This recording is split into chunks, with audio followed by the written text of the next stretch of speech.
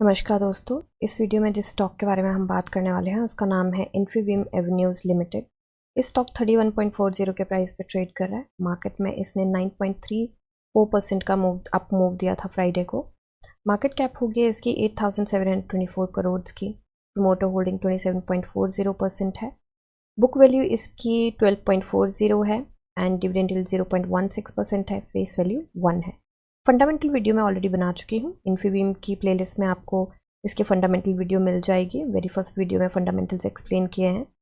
And अभी के लिए शॉर्ट में देखें तो स्टॉक 50 एंड 200 दोनों डे में से ऊपर ट्रेड कर रहा है। यहाँ पे हम थोड़ा सा देखेंगे तो कल ही मतलब फ्राइडे को ही यहाँ पे हमें प्राइस एंड 50 DMA का गोल्डन क्रॉस देखने को मिला है। एंड पी रेशो की बात करें तो पी रेशो मीडियन से बिल्कुल छोटू सी ऊपर है 5 ईयर्स के टाइम स्पेन पे। 1 मंथ के टाइम स्पेन पे देखें तब भी छोटी सी ऊपर है, कोई दिक्कत परेशानी की बात नहीं है। सेल्स इन मार्जिन की बात करें, ग्रॉस प्रॉफिट मार्जिन 100 पे इंटैक्ट है। एंड जो सेल्स हैं वो क्वार्टर ऑन क्वार्टर डिक्रीज हुई थी। एंड अभी जो है ये मार्च का रिजल्ट है। एंड एक बार देख लेते हैं कि जून का रिजल्ट कैसा आता है। तो जून का रिजल्ट मार्च से तो अच्छा आता है। लेट्स सी इस बार क्या होता है। एंड अभी इसकी रिजल्ट की डेट आ चुकी है और रिजल्ट की डेट है इसकी 2 अगस्त की, जो कि है आई थिंक उस दिन क्या है, I think just second let me see, उस दिन है फ्राइडे। 2 को फ्राइडे है तो 2 को इसका रिजल्ट आने वाला है। तो हमारे पास अभी इसके कितने ट्रेडिंग डेज हैं, हमारे पास 4 ट्रेडिंग डेज हैं रिजल्ट आने से पहले। अब देखते हैं 2 को कितने बजे रिजल्ट आता है। तो जून की शेयर होल्डिंग पैटर्न एक बार चेक करें तो यहाँ पे आप देखेंगे कि लास्ट जून में 30.63% था, फिर सितंबर में 29.13% हो गया, फिर दिसंबर में 28.13% हो गया, फिर मार्च में फिर से डिक्रीज हुआ। मार्च एंड जून का सेम रहा है। इसमें ना एक बड़ी इंटरेस्टिंग बात करूँगी शेयर होल्डर्स को लेके, अभी करेंगे आगे वो बात हम। तो FIIs की होल्डिंग कम हुई है, DIIs ने 0.1% होल्डिंग बढ़ाई है। एंड पब्लिक के पास 65.48% है। एंड पब्लिक के शेयर होल्डिंग जो है ना, इसमें बहुत स्ट्रॉन्ग जो है वो जो यहाँ के लोग हैं हायर मैनेजमेंट के, उनका काफ़ी ज़्यादा शेयर है। उसके बारे में आगे बात करेंगे। एंड ये काफ़ी इम्पॉर्टेंट टॉपिक है इस शेयर का। So stay tuned. And others के पास 0.44% है। एंड काफ़ी टाइम से पिछले 3 क्वार्टर से यही चलता आ रहा है। नंबर ऑफ़ शेयर होल्डर्स जो हैं वो कम हुए हैं क्योंकि काफ़ी टाइम से स्टॉक जो है वो कुछ परफॉर्म नहीं कर पा रहा था। एंड काफ़ी अच्छे मूव देने के बाद प्रॉफिट बुकिंग भी देखी गई थी। तो अभी आगे हम इसके चार्ट पे देखिए। पहले तो इसका बॉलिंजर बैंड का माउथ है काफ़ी नैरो हो चुका है। एंड RSI भी जो थी इसकी काफ़ी नीचे टच कर चुकी थी 27।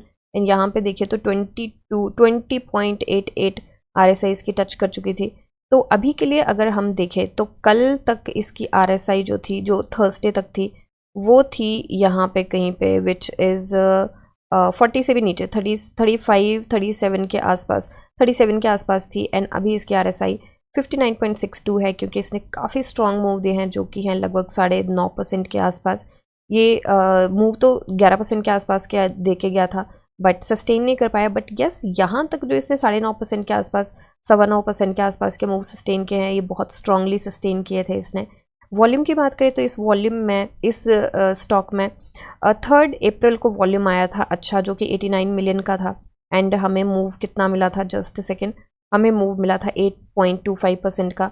एंड अभी वॉल्यूम आया है 69 मिलियन का, जो कि इससे कम है, बट हमें मूव 9.34% का मिला है। काफ़ी अच्छा मूव मिला है। तो बहुत टाइम के बाद, मतलब 3 मार्च के बाद आप देखिए कि जुलाई के एंड में, मार्च, अप्रैल, मई, जून, जुलाई, मतलब 5 महीने के बाद इसमें अच्छा वॉल्यूम आया है। अदरवाइज़ ये स्टॉक नीचे ही गिरे जा रहा था, बेचारा क्रॉल करे जा रहा था। तो अभी अब देखते हैं कि ये एक्चुअल ब्रेकआउट हो सकता है क्या। तो सबसे पहले देखेंगे कि न्यूज़ एंड एवरीथिंग की एक्चुअल ब्रेकआउट ये है कि नहीं है। एक बार हम वीकली कैंडल इसकी चेक कर लेते हैं। तो वीकली कैंडल पे देखें तो यहाँ पे स्टॉक थोड़ा बायर्स के हाथ में जाता हुआ ज़रूर दिखाई दे रहा है। ये वाली जो रेजिस्टेंस है जिसको हम ग्रीन करके चले थे, हम रेड करके चलेंगे। ये काफ़ी, सॉरी, ये कोई और ही रेजिस्टेंस यहाँ पे हमसे कलर चेंज हो गया। ये जो हमने पहले लगाई है छोटू छोटू जो रेजिस्टेंस है, ये फिर से वही हो गया। तो ये वाली है, ये वाली है, यस। तो ये हम रेड करके चलेंगे क्योंकि ये ना काफ़ी स्ट्रॉन्ग रेजिस्टेंस रहने वाली है। वीकली पे भी देख लेंगे, आपकी 3 वीक्स का यहाँ पे सपोर्ट रहा है, फिर 2 वीक्स का रेजिस्टेंस रहा है, फिर रेजिस्टेंस ब्रेक हुआ, फिर नीचे आया, फिर यहाँ पे 1 2 3 4 5 वीक्स का यहाँ पे रेजिस्टेंस रहा, उसके बाद तो नीचे चला गया था, तो ब्रेक करने की कोशिश यहाँ पे 3 बार करी गई, यहाँ पे 2 बार करी गई, यहाँ पे 3 बार सपोर्ट रहा, यहाँ पे अब ये 5th कैंडल है हमारी, तो ये भी ब्रेक करने की कोशिश करी, ब्रेक नहीं कर पाया। तो इसको लेके मैं काफ़ी ज़्यादा वो हूँ कि मुझे लगता है काफ़ी ज़्यादा स्ट्रॉन्ग ये रेजिस्टेंस रहेगी। वॉल्यूम के ऊपर डिपेंड करता है ऑफ कोर्स कि कितना वॉल्यूम आता है, तो ब्रेक हो भी सकती है बड़े आराम से। तो अभी के लिए यहाँ पे देखें तो ये वीकली RSI है हमारी एंड 51.86 पे है। स्मूदर मूविंग एवरेज को वीकली RSI नीचे से कट कर रही है, जो कि एक काफ़ी अच्छा साइन माना जाता है। तो अभी चलते हैं हम एक बार बोलिंजर बैंड यहाँ पे भी लगा के देख लेते हैं। तो बोलिंजर बैंड का माउथ देखिए काफ़ी नैरो यहाँ पे हो चुका था, ये इसका टमी है एंड ये माउथ देखिए काफ़ी नैरो हो चुका था and 20 day simple moving average से अभी स्टॉक नीचे ही ट्रेड कर रहा है वीकली चार्ट पे एंड यहाँ पे इसका भी हिकअप देखने को मिलेगा जो 20 डे सिंपल मूविंग एवरेज का है, इसको भी क्रॉस करते हुए इसको थोड़ा हिकअप रहेगा, थोड़ा सा प्रेशर रहेगा इसके ऊपर। अभी यहाँ पे बोलिंजर बैंड लगा के देखते हैं एंड देखते हैं तो ये यहाँ पे जो है stock 20 day simple moving average से ऊपर ट्रेड कर रहा है, जो कि एक काफ़ी अच्छी बात है। बहुत स्ट्रॉन्ग वॉल्यूम के साथ इसको ब्रेक करके गया बहुत स्ट्रॉन्ग तरीके से। अब देखिए ये जो है ना, ये 40 से 60 की रेंज में एक झटके में तो नहीं होगा, क्योंकि 40 की रेंज में भी नहीं था ये, 40 की रेंज एंटर किया, फिर 60 की रेंज में एक झटके में अगर बहुत ही भयंकर वॉल्यूम आ जाए तो जा सकता है, अदरवाइज थोड़ी सी या तो कोई बड़ी ज़्यादा गुड न्यूज़ हो। तो उस गुड न्यूज़ को देखने के लिए एक बार चलते हैं BSE पे। तो गुड न्यूज़ देखते हैं कि है या नहीं। तो 20% का इसका प्राइस बैंड है and good news as such कोई भी नहीं है। यहाँ पे 2 न्यूज़ हैं। पहली न्यूज़ ये है कि यहाँ पे ये है आई थिंक फर्स्ट न्यूज़, नहीं यही वाली है। तो यहाँ पे इन्होंने बोला है कि 2 अगस्त को इसका रिजल्ट आने वाला है एंड दैट इज़ इट। यहाँ पे इन्होंने बोला है कि रिजल्ट के बाद इनकी कॉन्फ्रेंस होने वाली है। ये देखिए, we wish to inform you that the company will be holding post result investor analyst conference for call for Friday, जो कि यूजुअली सारे स्टॉक्स में होता ही है। तो ये 2 न्यूज़ हैं, इसमें से कोई भी गुड न्यूज़ नहीं है। डिलीवरी परसेंटेज एक बार देख लेते हैं। 38.99 मतलब 39% के डिलीवरी परसेंटेज गए, जो कि एक अच्छा परसेंटेज माना जाए, क्योंकि स्टॉक काफ़ी नीचे गिर रहा था, तो परसेंटेज बिल्ड करने में, होल्डिंग में जाने में थोड़ा वक्त भी लगता है। अब देखिए, जो मैं न्यूज़ की बात करी थी वो ये है कि जो यहाँ पे मैंने बात करी थी ना कि share number of share holders and everything, इसके बारे में कुछ बात करेंगे।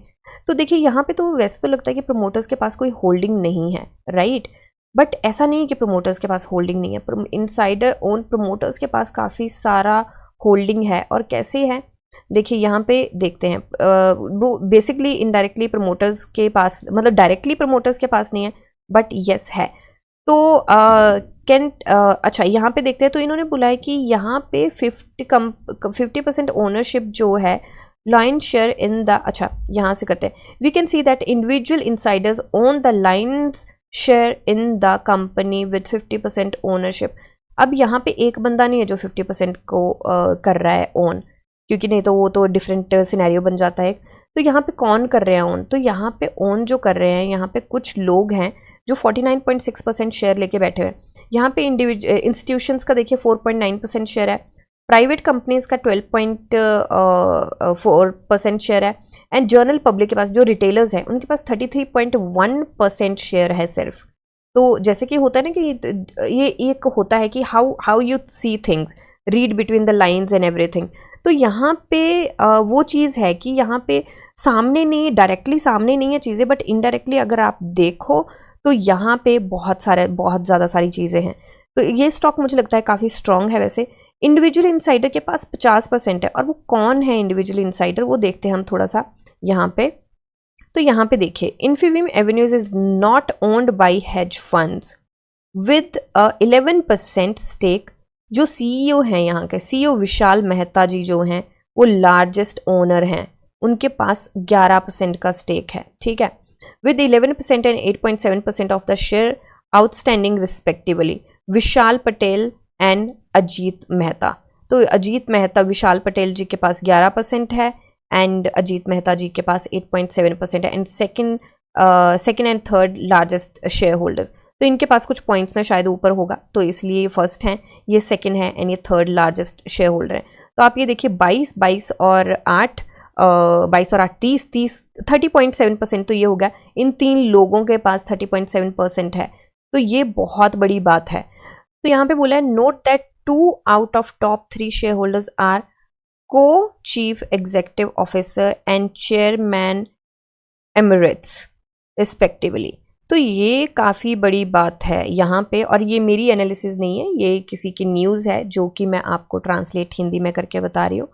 तो इनकी ये न्यूज़ है, सिंपली वॉल स्ट्रीट की न्यूज़ है, जो कि मैं आपको 24 जुलाई की न्यूज़ है, एंड मैं आपको सिंपली बता रही हूँ। ये मेरी एनालिसिस नहीं है, मैंने डिग डाउन नहीं किया है, मैंने बस न्यूज़ निकाल के आपको बताई है, ठीक है। तो यहाँ पे we did some more digging and found that 7 of the top shareholder account for रफली 50% ऑफ द रजिस्टर। तो यहाँ पे मतलब ये आपको दिख रहा है कि डायरेक्टली प्रमोटर्स का नहीं है, बट यहाँ पे कुछ मेजर प्लेयर्स हैं जो कि 7 लोग हैं। 7 में से 3 जो हैं उनके पास 30.7% के आसपास, मतलब 31% के आसपास का शेयर है, और उनमें से जो हैं CEO हैं, को चीफ एग्जेक्टिव हैं, एंड CEO वही होता है, co chief executive officer and chairman emeritus. तो यहाँ पे मतलब मुझे लगता है कि कुछ there is something big cooking, कुछ ना कुछ तो चल रहा है। एंड ये लोग जो है ना, ये जो शेयर होल्डर्स ने जो सेल किया है वो डायरेक्टली यहाँ पे जा चुका है, इन लोगों ने उठाया है, एंड वो दिखाते तो यहाँ पे हैं पब्लिक के पास, पर वो पब्लिक के पास नहीं है, वो यहीं के जो लोग हैं हायर मैनेजमेंट के, उन्हीं के पास ये सारा का सारा है, ठीक है। तो अब ये न्यूज़ जो है ना, अब मुझे नहीं पता कितने लोगों ने न्यूज़ पढ़ी, तो हो सकता है कि इसकी वजह से थोड़ा सा स्पाइक अप आया हो, एंड उसके बाद क्योंकि ये 24 की न्यूज़ है एंड 26 को स्पाइक अप आया है, तो हो सकता है इस न्यूज़ की वजह से आया हो, पर अब 2 दिन के बाद आना मुझे कुछ समझ नहीं आया। एंड बाकी अगर न्यूज़ देखी जाए तो कोई ऐसा न्यूज़ नहीं है जिसकी वजह से ये इतना ज़्यादा मूव किया हो। तो अभी के लिए जो मेजर बात है, अब देखिए यहाँ पे वॉल्यूम की बात करें तो वॉल्यूम इतना कोई बहुत मेजर स्ट्रांग नहीं आया है कि इतना बड़ा मूव मिल जाए। तो ये तो बात क्लियर है कि यहाँ पे सेलर्स बड़े ज़्यादा इंटरेस्टेड नहीं है सेल करने में। दूसरी बात ये ज़रूर क्लियर है कि किसी वजह से स्पाइक अप नहीं आया है, मुझे नहीं लगता किसी वजह से स्पाइक अप आया है। अगर इस न्यूज़ की वजह से भी स्पाइक अप आया है तो 2 दिन बाद नहीं आता, बट ठीक है, न्यूज़ के बाद स्प्रेड होने को टाइम भी लगता है, तो थोड़ा सा बेनिफिट ऑफ डाउट इस न्यूज़ को भी देते हैं। बट मुझे नहीं लगता कि ये बहुत ज़्यादा स्ट्रांग अभी के लिए है, अगर है भी तो मुझे लगता है थोड़ा सा क्रॉल करेगा। तो यहाँ पे फ्रेश एंट्री की बात करूँ तो सबसे पहले तो फ्रेश एंट्री मुझे लगता है कि जैसे ही 31.771 मतलब 32 को क्रॉस करके ऊपर सस्टेन कर जाता है, तब मुझे लगता है कि हम कंफर्मेशन के साथ ये बना सकते हैं यहाँ पे पोजीशन। या दूसरा इस चीज़ को देखें कि वॉल्यूम कितना आ रहा है लाइव मार्केट में, अगर वॉल्यूम अच्छा आ रहा है तो मुझे लगता है कि बहती गंगा में हाथ धोने वाला काम होगा, अनटिल एंड अनलेस कोई गुड न्यूज़ इस कंपनी में आती है।